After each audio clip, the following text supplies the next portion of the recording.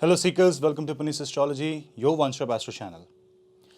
The lunar eclipse of 30th of November proved to be an eclipse which will impact our mind.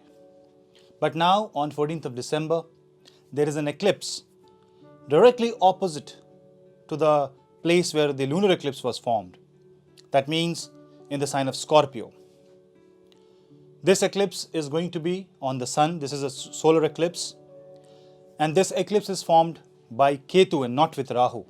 So this is a Sun and Ketu conjunction happening in the Jyeshta Nakshatra's fourth pada, which is called as Gandanta pada. This is a very unique eclipse because it's not just Sun and Ketu. If you notice, Mercury is also very close to the degree of Ketu. It's Moon, which is debilitated and also close to the degree of Ketu, and Venus is also present in that house. So there are 5 planets. And the 5 planets are getting impacted by the eclipse. So in the axis of eclipse, you will see there are 6 planets. What this eclipse has in store for us, we are going to find that out in this video. But before that, do not forget to hit like, subscribe and share and hit the bell icon so that you never miss another update. You can follow me on Facebook, Instagram and Twitter for more such interesting astro bites and some more interesting astro stuff. And you can take my consultation. You can drop me an email.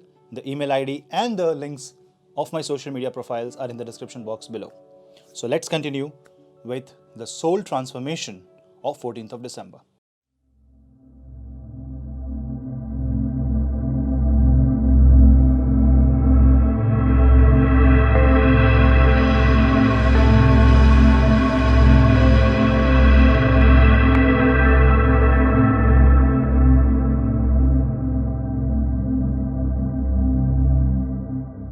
Fourteenth of December, Sun is about to move out of the sign of Scorpio in the Jyeshta Nakshatra fourth pada.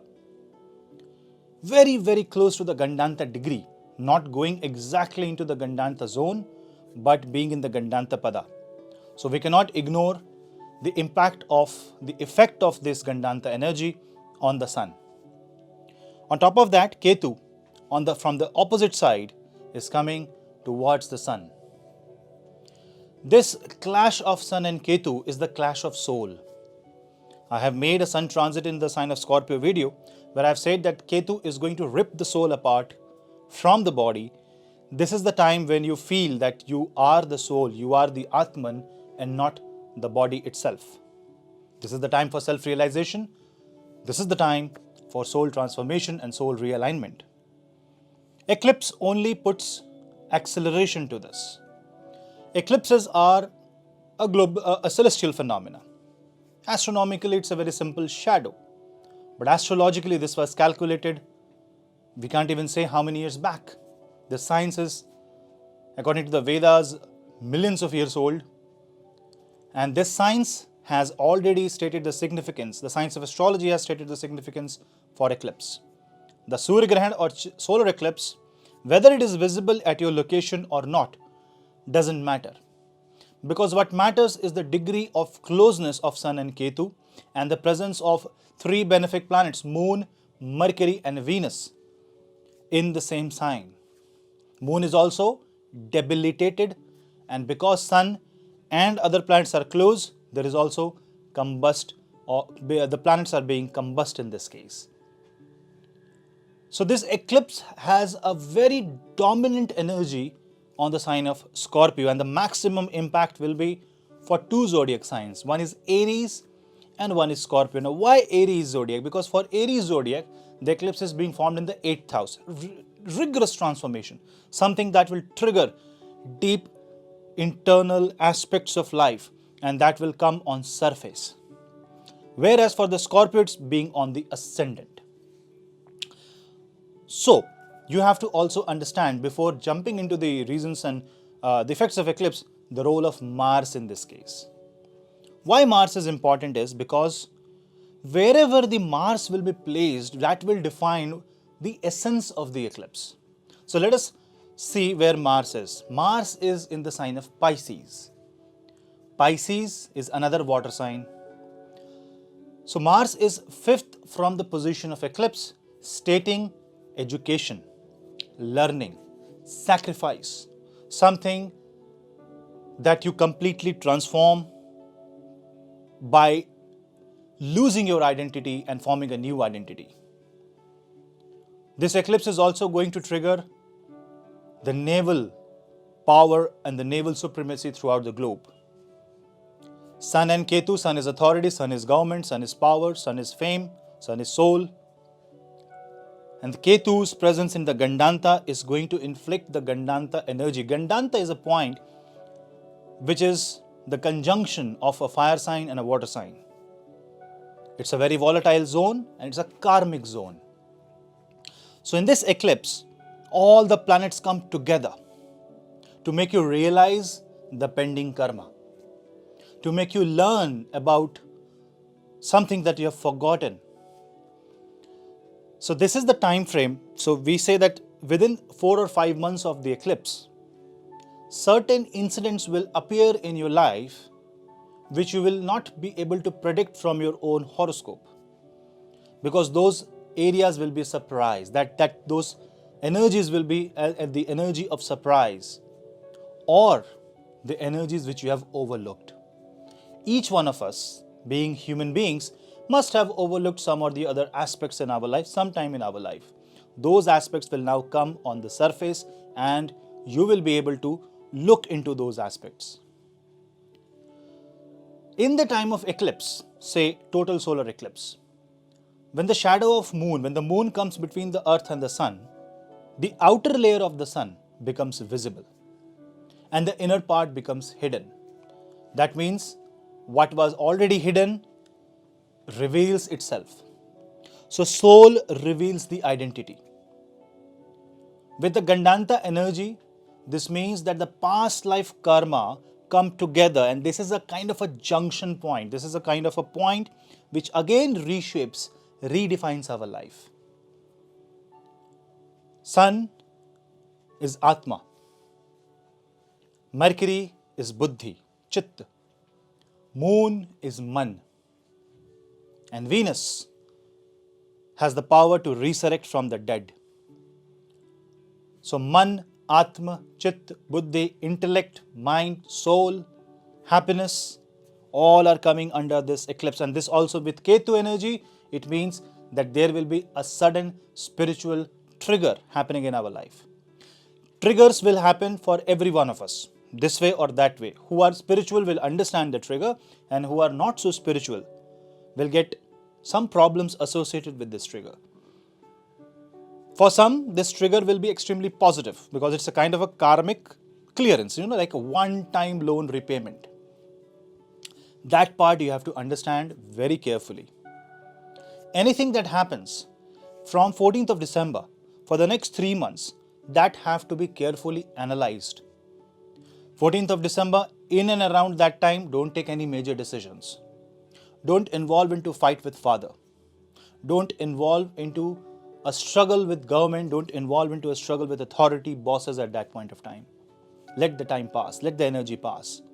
Because you need time to absorb this tremendous amount of energy that is happening in this time. A lot of you will also claim that this is a Kal Sarpa Yoga being formed.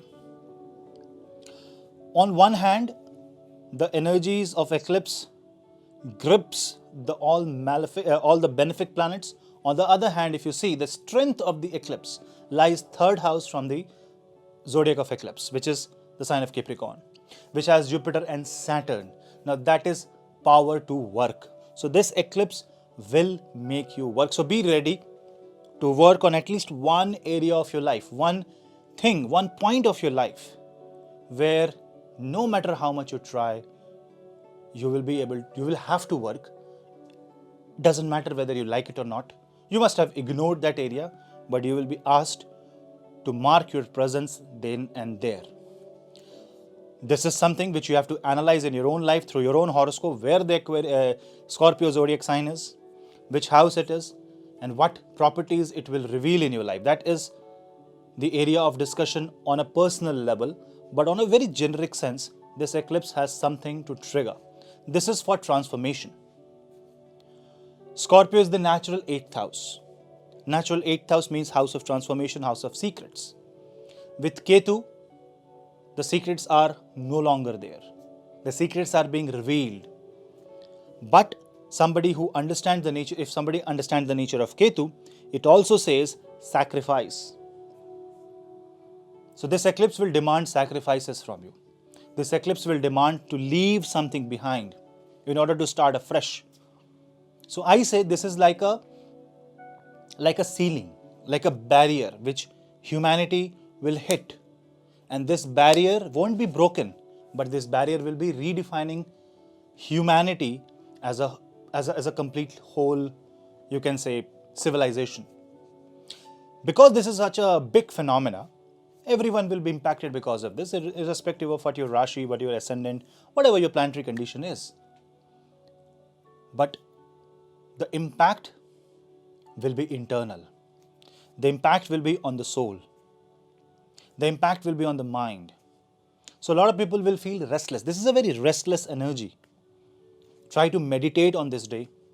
Try to meditate and do some mantra chanting.